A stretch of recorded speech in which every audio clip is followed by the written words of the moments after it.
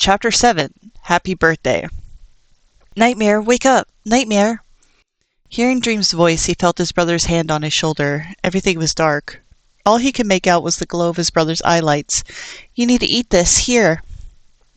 A sweet, warm smell pressed against his teeth. He let Dream feed him what must have been a piece of the golden apple. It was the best thing he had ever tasted, like waking up refreshed on a cool spring day under a clear sky. As he chewed, his skull filled up with the aroma. New energy coursed through his bones, giving him strength. Dream, he said, waking up. Nightmare! Dream threw his arms around him in a tight hug. You're okay! All right, that's enough. Hand over the rest, came an unfamiliar voice. Quickly rubbing his eyes, Nightmare looked around to see they were not in their cozy little home. This place smelled of mildew, the ground around them constructed of uneven stones, as were the walls. Cold iron bars separated them from two staring humans on the other side. But they weren't alone. Toriel sat beside them, giving a nasty glare toward their wardens. I won't repeat myself, said the guard, holding his hand through the bars. The little ones are restored. Hand over the rest. A heavy huff passed through Toriel's nostrils. The 2 apples Nightmare had in his pockets were now in her hands, one half eaten. She was large enough that she didn't need to get up, handing the apples over to the human to take away. Toriel, where are we? Said Nightmare, having a bad feeling. As the Goat Queen looked to them, he could tell she didn't want to frighten them, but her face twisted, knowing there wasn't any other way to say it. We were captured by the humans. They brought us back to their village and are holding us prisoner. Nightmare held on to Dream, all the memories of the humans flashing in his mind. They were captured? Then that meant... Oh no, what if they tried to take Dream away again? He remembered Toriel's warning from before. She feared that because Nightmare was born of the dark magic, that the humans might do something horrible to him. Panic rose in his ribs. He looked around, as if there might be some escape, but there was none, especially as the human guards held them in their gaze. Dream must have felt it too, tears welling up in his sockets. Nightmare couldn't find the words to express his fear. He just whimpered and shook. Toriel leaned down, wrapping her arms around them as they cried, eventually pulling them into her lap to soothe. Ah, so this is the Monster King's bride, is it? Came a new voice. Walking up to the bars was a man, one of the mages, dressed all in yellow.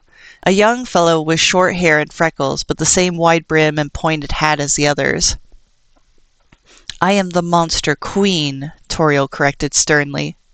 Ah, my apologies, and those must be the 2 little gods you and Father Samuel had been cooking up to take over the world, huh? We did no such thing, she growled. Dream and Nightmare are only children. My husband and I have been taking care of them.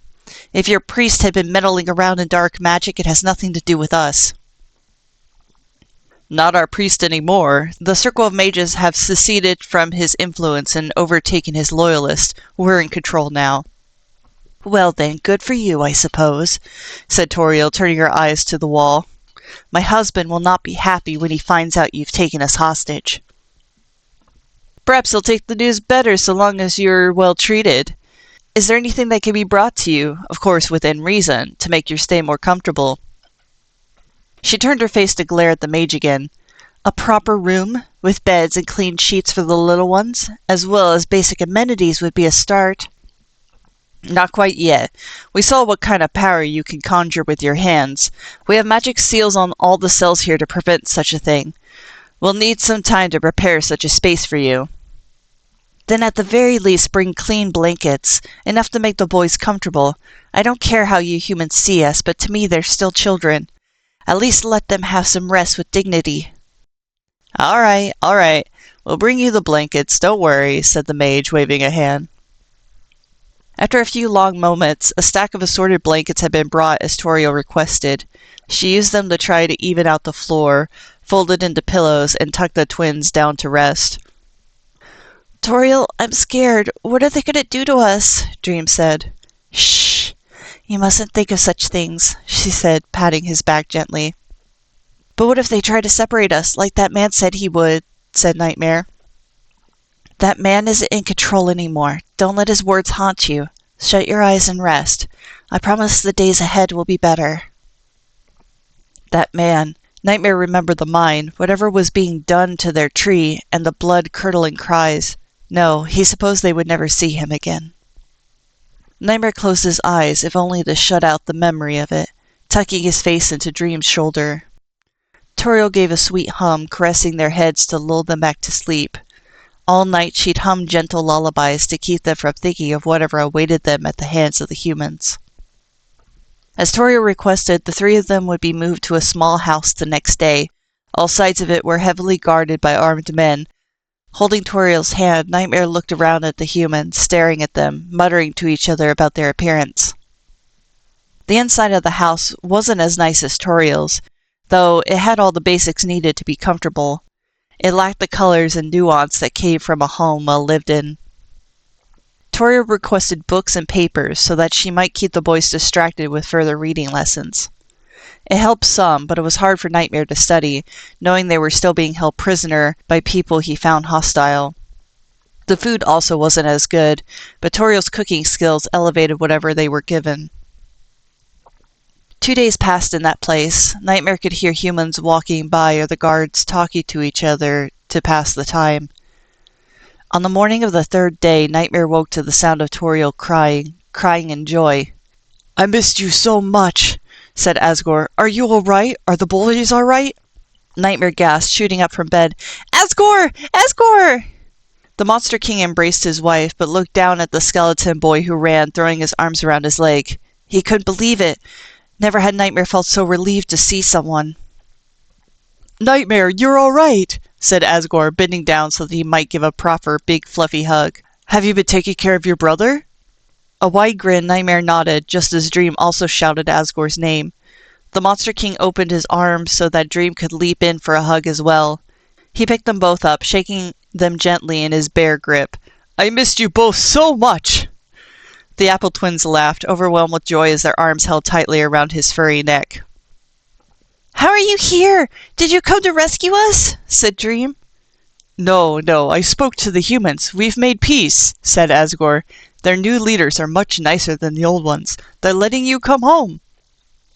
Nightmare's sarcasms widened. "Really? We're allowed to leave?" Asgore threw both of them up slightly so he could get his arms under their legs. "That's exactly right. All three of you are free now." "Yay, I'm so happy," said Dream. "I want to go back to you at Toriel's house." But Toriel gave a nervous smile, raising her shoulders. "Oh, well..." "I'm afraid the house is completely turned to ash." Asgore shook his head. "But that's all right. We can always build a new home." As the four of them were allowed to leave, the humans gathered around, but left a path for them to rejoin Asgore's guards. A sunny day, Nightmare caught sight of the Red Mage. She had a wide smile on her red lips and gave a gentle nod. Holding her hand was a human child with scraggly brown hair, wearing a green tunic. Nightmare recognized them by their crimson eyes as they also smiled, waving enthusiastically. Nightmare waved back to Chris, saying goodbye. The days would pass into weeks, then months. However, now, the monsters and humans were allowed to visit the tree whenever they wanted. This quickly became a problem when the golden fruits were depleted before the end of spring, leaving none for the autumn harvest for either people. Negotiations between Asgore and the humans continued. Many revelations were made about the things that had kept the two people separated for so long. One day, when the human mages had been invited to the Grand Hall, Dream, Nightmare, and the other children crept up to the doors to try to listen in. It seemed that for many years, Father Samuel had been conducting child sacrifices to the tree under the falls. The humans had been told that they were instructed to do so by the monsters, but the monsters had never been told such a thing was happening. "We'd grown to hate you. We thought you were demanding the lives of our children," said the voice of the Red Mage. "I'm so sorry. We had no idea this was happening. We would have never asked that of you. Never," said Asgore. They talked about removing the bodies of the children for proper burial, and they also spoke of what was to be done with the rest of the underground chamber. Asgore wanted whatever ritual was being done to the tree to be cleansed. Then, there was the question of all that gold. It seemed only fair that both races should have equal share, and both should make decisions about what was to take place under the falls. But some of the monster elders were not too pleased. 4. It appeared during the conflict. When the humans had rebelled on each other, it became a bloodbath. The humans now only had a tenth of a population to that of the monsters. If they were to split the gold evenly, the humans would have more gold per individual than them. That's true, but shouldn't we have the extra share of the gold anyway, since we'll need much more to recover our losses, argued the Yellow Mage. Besides, telling our people that we're only going to get an 11th share of the gold seems radically unfair. A few of the elders' voices rose up until a red mage's calm cut through them all. Perhaps there is a better way to resolve this. Yes, Casilda? Said Asgore. Perhaps it is time there should no longer be a divide between monsters and humans. Perhaps now no longer should we be two people, but one. This caused quite a stir, especially among the humans gathered there. Wait, is she saying what I think she's saying? Said Susie, as the children gathered around the door listening in. Dream smiled at the lizard girl. If monsters and humans start living together, then that means we can hang out with Chris again. Yeah? You think so? She said, her teeth bared in excitement. Is that really a good idea? Said Nightmare. The humans, they're so quick to violence. What if they hurt someone? Oh, but think of it, Nightmare, said Dream, his eyelids growing big. Humans and monsters living in peace. Doesn't sound so wonderful? Who wouldn't want that? As the talks continued, the idea of a merged society had been placed on the table. Another item on the agenda was now to manage the protection of the sacred tree. Again, the Red Mage proposed that they work together to merge their divine doctrine, so that humans and monsters would share the same holidays. Asgore also came to the defense of Dream and Nightmare. They were born of the tree, they longed to be close to it and speak of it as though it is a part of them. I believe it is to them that we should entrust its care and protection. Before the children could hear any more, they were shooed away by some of the womenfolk, bringing in carts of food to share between the elders and humans. They would run off, this time to Noelle's house, where they were staying to have proper supper. Something new seemed to be happening every day. With the idea of a merged society, the humans were allowed to visit the village, each new human being swarmed by curious monsters with endless questions. The children were finally allowed to see Chris again, all six running around the town like nothing had changed. Nothing except the big smile on Chris's face. While they were allowed to visit the tree whenever they wanted, the six of them would climb the cliffs to play. So often Dream and Nightmare would fall asleep next to its trunk that the others left them to rest. Eventually, that's just where they always stayed. Monster guards brought them a tent and a hammock with other supplies to make living by the tree more comfortable. When the weather was too hard for a tent, both would venture to stay at Asgore and Toriel's new home, which had been rebuilt quickly from the new supply of gold. And now, whenever someone traveled up to the tree to gather apples on non-holidays, the guards instructed them to ask permission of the twins before taking anything. The first winter they experienced was harsh. The tree produced no fruits during the cold season, and both twins were overcome by cabin fever in the house. They had dry apples to make plenty of tea, but they longed for the warmth of the sunshine again. But winter wasn't without its fun. Chris and the other humans taught monsters about building snowmen and forts, and how to go sledding on hills for fun. The humans had a winter holiday called Giftmas, where they exchanged presents to those they loved, wrapped in decorated paper. The whole village and all the humans gathered together for a feast in the grand hall, dancing, singing, and stuffing themselves to exhaustion, all in celebration to their new friendship. With the exchange of traditions, by the end of winter, the humans were officially members of the community. Other humans and monsters were hired to migrate to the growing town to build more homes. Many of them liked being there so much they decided to stay. Their little town, now overcome by wealth, became a place where monsters and humans lived in peace. A big town that was on track to becoming an even bigger city. Visions of static and screams and splattered blood still haunted Nightmare's sleep. Especially on the nights when it rained, he swore he could almost hear the glitching creature whisper his name. But today he woke up soundly to the birds singing their morning songs. The hammock swayed gently under him, begging him back to sleep. He knew Dream would be awake soon enough. His brother was tucked next to him, the storybook they'd been reading still laid open. Some of the pages crunched against Nightmare's chest. "Come on, are you two awake yet?" called Undying, her voice from the west bridge. Nightmare could hear her grumbling under her breath. Dream yawned, stretching out his legs and arms, almost punching Nightmare in the jaw. His sockets squinted, opening with a gentle smile. Good morning, Nightmare. Good morning, Dream. Is that Undying? Yeah, I don't think she's going to let us sleep in. Nightmare gripped the sides of the hammock just as Dream leapt out. He learned to do so the first time it flipped him onto the ground. Good morning, Undying! Dream waved. The freshly appointed guard wore brand new armor, which glistened in the sunlight. She had just gotten the job of protecting the west side of the falls and was taking it very seriously. It's an hour past dawn. There's already a crowd of visitors wanting to meet with you before the party today, she said, walking up to them.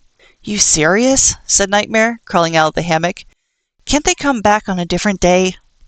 If you want me to send them away, I'll send them away. You're the little bosses up here, she waved a hand. No, don't send them away, said Dream. I'm sure they've come pretty far. I'll meet with them, but only for a few hours. Yes, sir, she gave a lazy salute.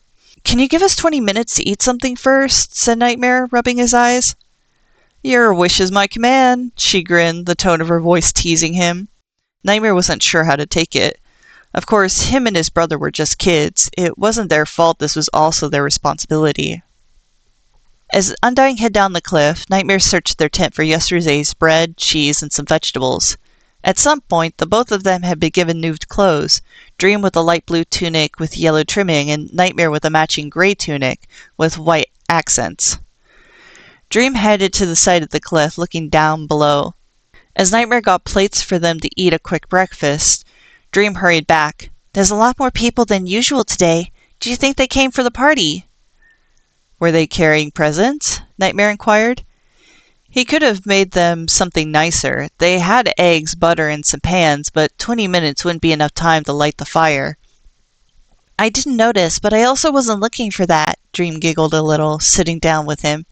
Were you looking forward to presents?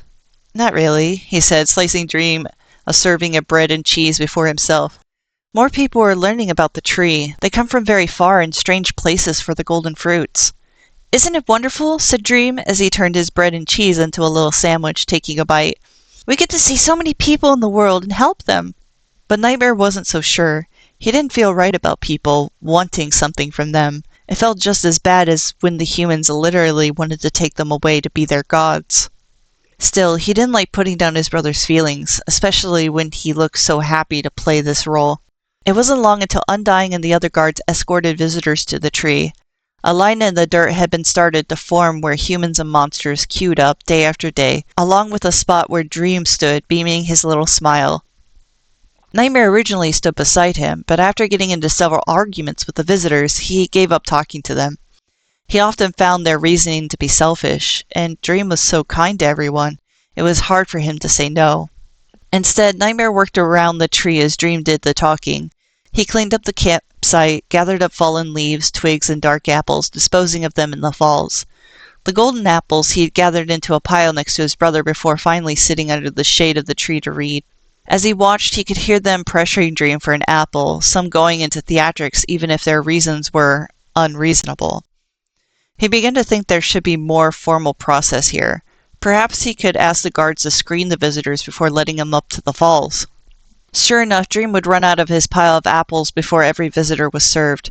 I'm sorry, there isn't any more today. Sure there is. We can see plenty still in the tree, an older human woman pointed above. Nightmare loudly snapped his book shut as he stood. No! The silence swept over them. Dream turned as Nightmare came to stand beside him. There's no more for today. No one takes what the tree doesn't give. But that's not fair. We come so far, said a large bear monster, as the others began to grumble. Then come back tomorrow. You can wait another day, Nightmare said firmly. You heard him. Visitation's over, Undying called out. Come on, people, away with you. Dream put his hands together, bowing over and over, attempting to apologize to each of them. Sorry, I'm sorry, so sorry. Please visit again. There will be more, I promise. As they finally went away, Dream sighed, looking to Nightmare. Maybe we should have taken a few from the tree. It wouldn't have been much. You're too accommodating. We need to have boundaries, Dream. If we don't, then we'll end up giving everything away. Dream frowned, hanging his head. Hey. Nightmare grabbed his hands, holding them. I know you just want to help everyone, but remember the story about the fool. Yes, I know. The fool who cared so much, he let starving wolves eat him. They'd read the story together many times. You're right. That's why I have you, to keep me from overdoing it, Dream said with a smile. Nightmare smiled too, before looking past Dream. Over the bridge came running their friends, Susie, Birdley, Noelle, and Chris. Morning, nerds, said Susie. You guys done with apple duties? Yeah, it was so much work today, said Dream, hopping towards them. It's got me hungry already. Awesome, because Toriel's got mounds of food waiting for us at town. His eyelights turned to stars. Whoa, really? Let's go then. Nightmare, come on. Hungry already? Guess talking so much really can work up an appetite. Nightmare smiled and shook his head before running after them. A safe path had been cut down between the cliffs and the town, now lined with sentry stations. It wasn't unusual that strangers might try to stop the twins to talk about the tree. The guards were instructed to prevent folks from bothering them. Everyone local knew not to ask about it when the boys weren't on apple duty, but it was starting to become enough of a problem that even Nightmare knew more changes were to come. Luckily, no one harassed them on the way to town today. The community was busy preparing a special celebration, putting up colorful flags, meeting with neighbors about party arrangements. Nearly a full year had passed since the last conflict between humans and monsters, a peace worth celebrating and a hope to last for generations. The children rushed into Toriel's yard where 4 long rows of tables were set up, the tops overflowing with food. The rich smells hit them all at once, stopping them in their tracks as they took it in, their mouths salivating. Aw, man, look at it all. I gotta get me some of that honey ham, said Susie. Those cakes are so pretty, said Noelle. How can you not feel guilty eating them? Let's get some, come on, said Dream, grabbing Birdley's wing and Chris's hand, dragging them to the first table. All 6 of them were prepared to reach out, to take a sweet or some other indulgence before they heard Toriel's voice shout over the crowd. Not yet, children! Dream and Susie were both midway with a strawberry tart in their mouths. The skeleton boy placed his back. Susie, however, popped hers in her mouth, hoping no one would notice. Carrying a stack of plates to place at the end of the table, Toriel shook her head. We don't begin eating until noon, she said, pointing at the sun. We have about 30 minutes. Until then, why don't you children help with setting things up? There are plenty of stools that need to come from the Grand Hall, if you were willing to volunteer. Aw, man, Queen Toriel, can't we have a small bite? Said Birdley. The benefit of being the quiet one is that people don't watch you too closely. Chris stole a finger's touch of icing from one of the cakes. Nightmare noticed and smiled before doing the same, forming a quiet alliance between them. No, not yet. You won't even notice the time passing. Go on, all of you, said Toriel, gently turning them away. With some grumbles, they headed off to do as the Queen instructed, helping the other folks gather stools to the party area. Sure enough, after 3 trips, it was almost time to eat. All the town folks were gathered in the yard, finding seats to stand about in conversation. As their friends went to join their families, Dream and Nightmare stood at Toriel's side.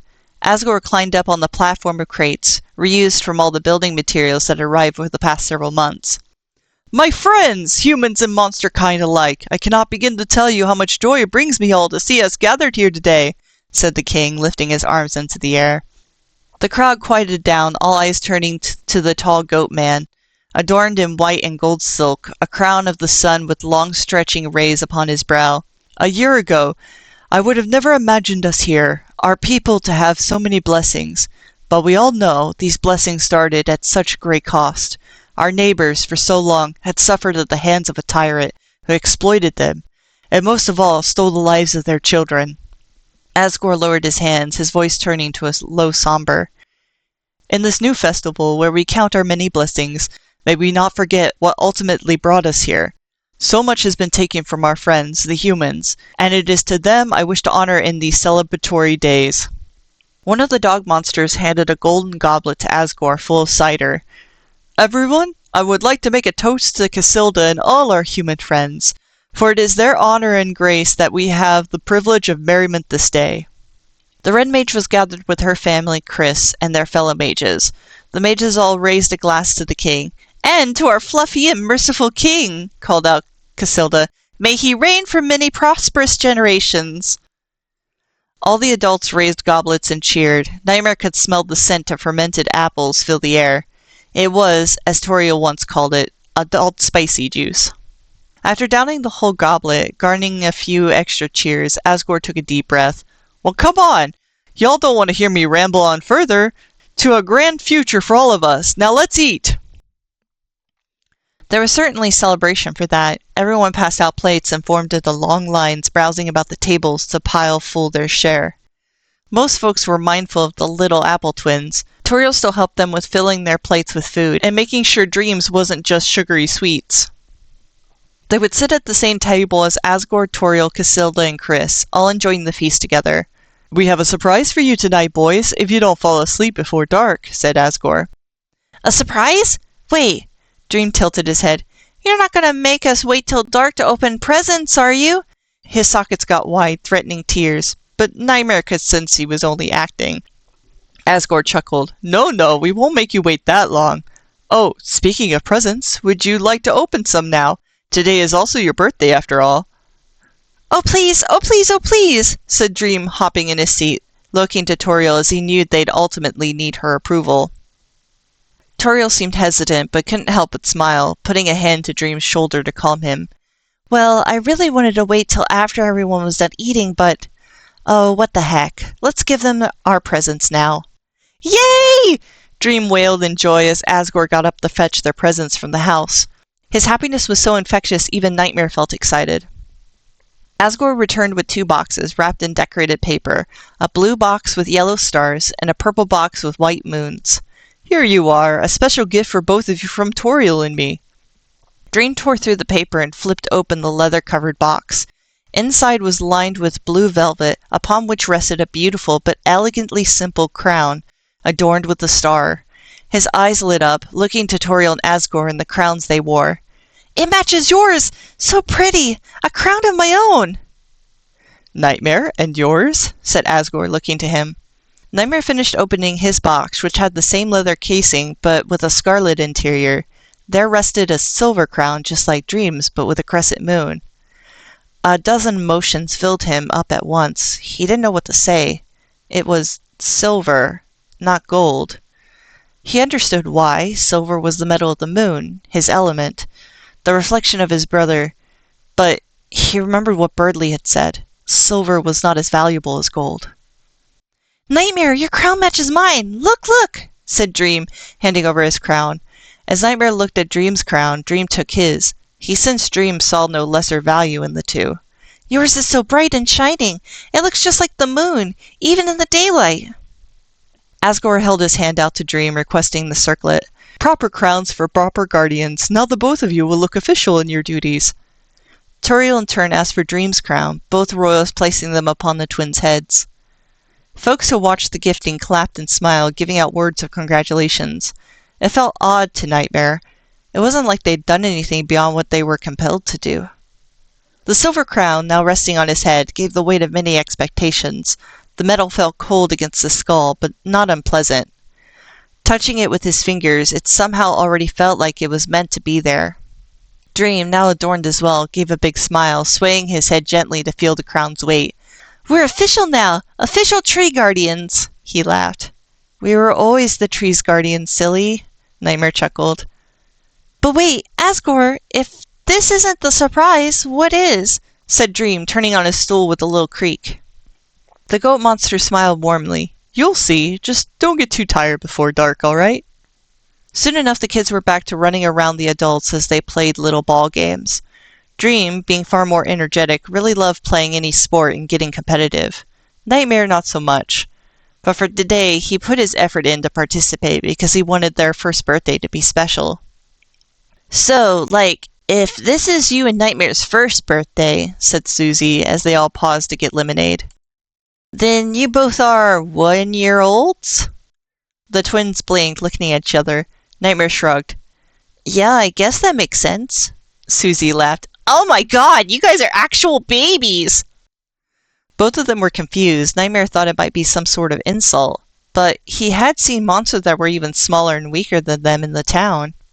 "Yeah, we're all 7 and 8, said Noelle as she finished her drink. "So that means..." Birdley scratched his head and started counting on his fingers. "By the time we're grown up, you two will still be 12. Susie laughed again, really thinking it was funny, but after a moment Chris elbowed her, nodding at the twins. Dream had a look of worry on his face, his eyes going to each of them. Wait, does that mean we eventually won't be friends? An awkward silence passed between them. Worried that it would spoil the day, Nightmare knew he needed to change the subject. Hey, don't worry about it. Years are long. That's far in the future. We're friends right now. That's all that matters. Right, said Susie, as the others nodded. Dream seemed to accept that, eventually forgetting the conversation. The feast wasn't over. Cooking began for the town's evening festivities. There were many more games to play, like musical chairs and apple bobbing. In a barrel were all red and green apples floating on water, but one of the apples was a golden apple and one was dark. Nightmare watched as the adults tried to grab the apples with their teeth, everyone aiming for the golden one, but getting their faces soaked in water. At one point, a wolf monster stepped up for his chance. He dove straight for the golden apple, but the dark one slipped in his mouth instead. Got it! Someone shouted falsely. Thinking he was in the clear, he chewed twice and swallowed the dark apple whole, then froze. Nightmare could see the light drain from the wolf monster's eyes. Oh, my bad, he didn't get it! He ate the dark apple! Everyone stared, leaning in with anticipation as to what would happen. The wolf monster stared up at the amber and pink sky. It's so pretty, just like my mama's golden brown casseroles. Tears streamed down his face as he howled to the sky. Mama, I never told you how much I loved you! Ah! Covering his face, he ran off past the crowd, all laughing at the monster's sudden misery. Was that it, then? The dark apples just made you sad? Nightmare had thought they might be deadly from how everyone avoided them, but if they only made you sad, why did everyone reject them so harshly? As the air got colder, the twins ran off to Toriel and Asgore's home to grab their spare cloaks. There, Asgore insisted they make their way to the top of the falls. As if knowing he'd catch a glance of annoyance, Asgore gave Nightmare a wink. I promise you, you're going to want to see this. The Monster King also insisted that they didn't bring any torches, so the light from the sentry stations guided everyone's path up to the tree. Asgore arranged folks by height to sit down and keep their faces to the sky. For the boys, he would put Nightmare on his shoulder and Dream on Toriel's. All right, get ready. Any minute now, said the goat man. Nightmare held onto his horns, not really sure what they were supposed to be looking at. The moon? The stars? But anyone can see those. Just as they sat down, out from one of the wheat fields a light shot up, sparkling like Gerson's hammer when he pounded metal. The sparkling light gave off a loud whistle, echoing through the air, then boom! Ba-bam! Kaboom! The light exploded into hundreds of smaller sparkles, shaped in perfectly circular patterns and falling like stars until the fires died. The crowd erupted in cheers and delight. Dream gasped, slightly yanking at Toriel's horns. It's so loud and so pretty! It's fireworks! Asgore roared in delight. More of the fireworks flew, exploding in various sounds and colorful patterns. The cheers of the humans and monsters turned to oohs and ahs. Nightmare laughed. He liked the way the sound of the explosions rumbled his bones, tickling him. Toriel looked at Nightmare, eyes wide in surprise, but her face softened to a smile. It was rare to see a hearty chuckle from the quiet guardian. Even Nightmare grinned, happy to see his brother laugh. Fireworks are cool. Can we have fireworks for every birthday, Asgore? I'll be sure to make it happen, little Dream, said the king. This is the best birthday ever! Dream hopped a little. Dream, it's only our first one, said Nightmare. Yeah, and it's the best, and every birthday after this one is going to be better. Right, Nightmare? And even better next year? And the year after? It sounded like a good idea, something to look forward to. Nightmare smiled, leaning his arms and head on Asgore's head as he continued to watch the light show. Yeah, it's only going to get better from here.